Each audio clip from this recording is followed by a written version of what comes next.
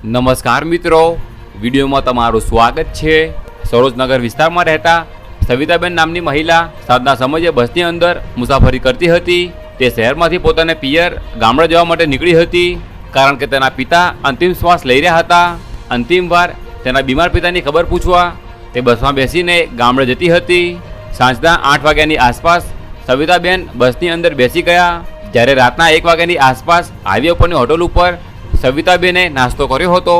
નાસ્તો કર્યા બાદ તે બસમાં બેસી ગયા, પરંતુ બસ થોડે આગળ ચાલી અને તેમને ઉલટી થાય એવું થયું હતું, જેથી તેઓએ બસની બારીમાંથી માથું બહાર કાઢ્યું હતું અને ઉલટી કરતા હતા। એટલામાં જ એક કન્ટેનર બસ સાથે અથડાયો હતો અને સવિતાબેનનું માથું ધડથી અલગ થઈ ગયું હતું। તાત્કાલિક બસને સાઈડમાં ઊભી રાખી દીધી હતી। આ ઘટના દરમિયાન ડ્રાઈવર, કંડક્ટર સહિત અંદર બેઠેલા મુસાફરોના પણ કાળજા ધમધમી ગયા હતા। બસના ડ્રાઈવર અને કંડક્ટરે તાત્કાલિક ધોરણે સવિતાબેનની લાશને બસની અંદર નાખી શહેર આવવા માટે નીકળી ગયા અને પોલીસને પણ આ ઘટનાની જાણ કરી દેવામાં આવી હતી। હાલમાં પોલીસ આગળની કાર્યવાહી કરી રહી છે।